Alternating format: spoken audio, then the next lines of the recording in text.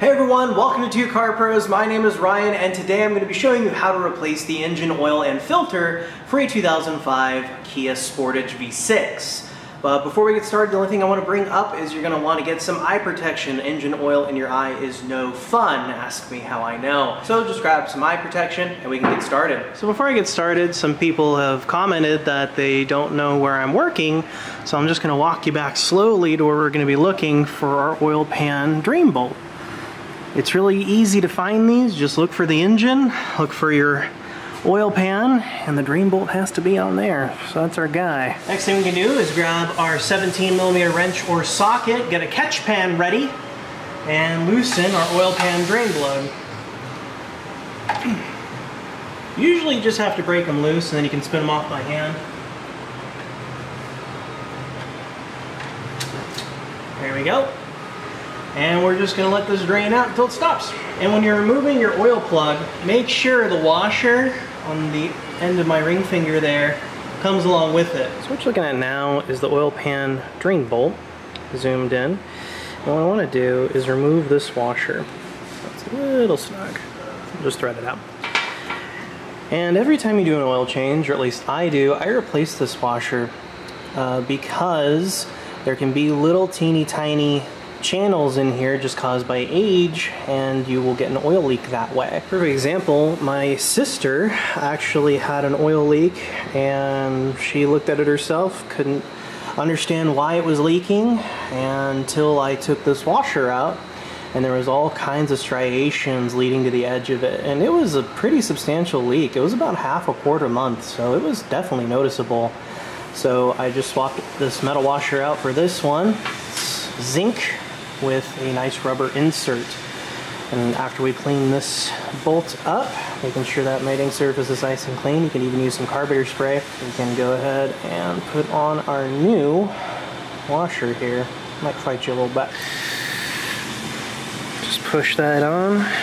Now look how nice that seal is going to be with that nice rubber insert. These washers are available at every auto parts store. I've never been in an AutoZone that doesn't have them, so just any local auto parts store will have these drain bolt washers with a nice rubber insert. Now what we're going to do is grab some carburetor spray and the terry towel, spray it on the terry towel, and then wipe that mating surface off. We don't want any debris in the way of our new seal. We'll go ahead and replace our drain bolt.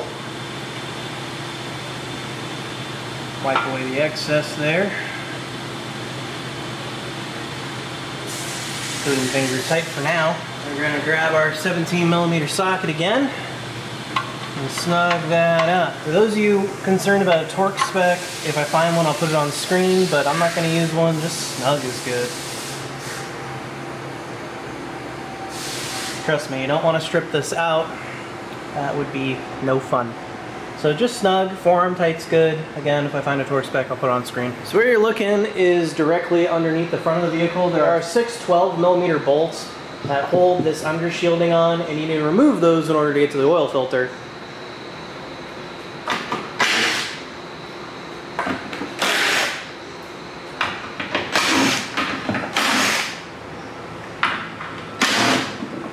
There we go. Support it while we move down with it.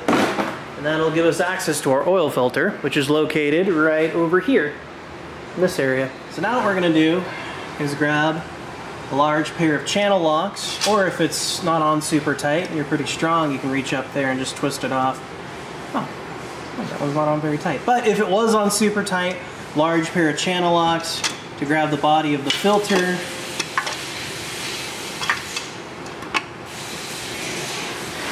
Like this. And then you could spin the filter around like that. So large pair of channel locks are your friend on that. They also make sockets that go on the end of these to break them loose, but honestly it's in a pretty accessible position to use a nice pair of channel locks. So what we're going to do is just break the seal like this, have our catch pan ready, and just let it dribble out.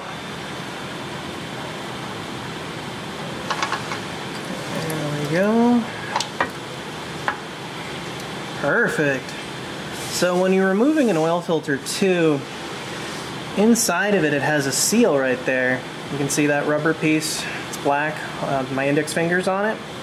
You want to make sure that comes with your filter. Make sure it's not still stuck up on the engine, because if you double stack those seals, you'll have a giant mess and you're doing the job over again. So just make sure that that seal comes along with your old filter.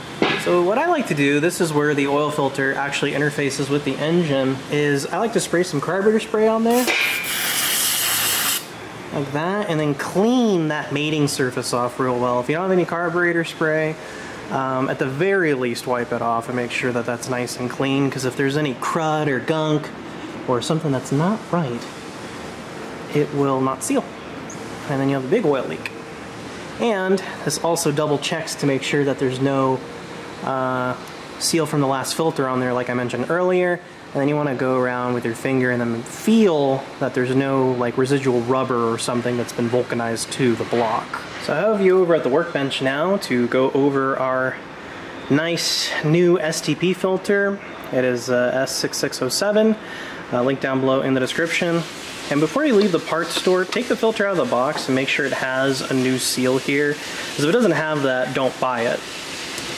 So this is our filter. It's substantially smaller than our old one, but the application guide says that this does work, so we're going to use it. What we're going to do next is get some oil on our fingertip here and apply it to our seal. Wow, yeah. You don't need a ton, just a nice film on that seal, so that way when we're tightening it, it seals properly and you don't have leaks. So never put seals on dry. So we can go ahead and replace our oil filter here.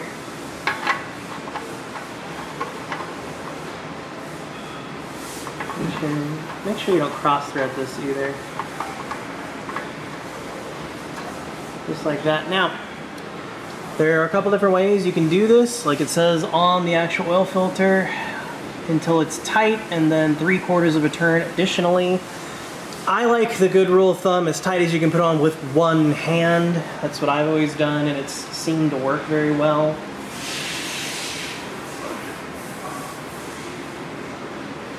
There we go, that's all you need, and actually it ended up being exactly what it said on the oil filter, 3/4 of a turn additionally. So there you go, and we can replace our under shield.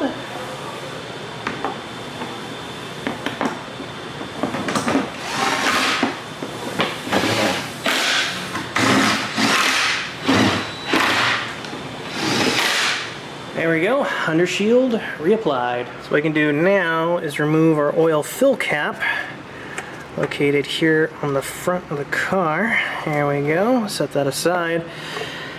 And I'm gonna put this transmission funnel in there because I think it'll be the easiest solution to this inopportune oil fill port.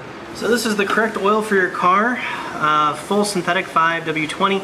The capacity is 4.8 quarts, but I'm gonna put 4 quarts in and check it, because it is a lot easier to add than it is to subtract. So the 4 quarts in it, I'm gonna reach for the dipstick, clean it off real good, and then insert it fully back into the dip tube. Remove it and check the level there. Yeah, so we can see that it is just barely showing up on the L there, so go ahead and put in that last 0.8 quarts. Now we can do it again. Clean off our dip. Insert it all the way into the dip tube. Pull it back out and take another gander. So we can see that it's actually a little bit over full. It's right about where my pinky is. But you gotta remember, when we start the engine, it's gonna fill up the filter, it's gonna fill up a bunch of different spots in the engine, so it'll drop back down to the F. You just wanna be between those 2 dots there. So let's go ahead and replace the oil cap and turn the engine on for about 30 to 40 seconds.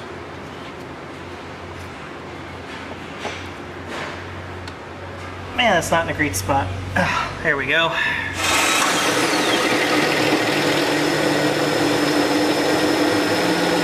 So we're gonna let this quiet engine run for about 30 seconds and then shut her back off. So now we can remove our dipstick, give her a wipe down,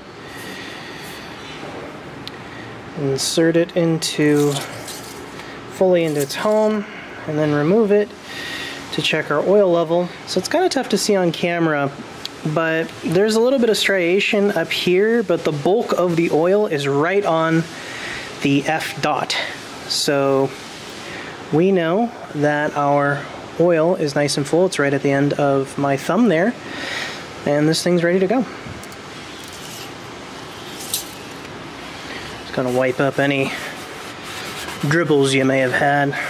So that's how you replace the engine oil and filter for your 2005 Kia Sportage, anything in that range. I listed in the title there for the V6. It's really easy and straightforward. I also looked up how many work hours they're allowed to charge you if you took it to like a dealership or a shop. They can charge you 1.5 hours to do that job, which works out to about, it depends on the shop to shop. So some shops charge 80 an hour, some charge 100. I'm gonna go on the high end with 100 to keep the math simple. That makes it $150 just for the labor. So you're gonna be charged probably like $170 to $180 just for an oil change on this car. And if you drive this car for 100,000 miles and you get oil changes every 8,000 miles, like you should be doing if you're using synthetic, that can be easily anywhere from $1,800 to $2,000 over 100,000 miles. And to me, that's a lot of money. And this job's really easy, straightforward, and approachable.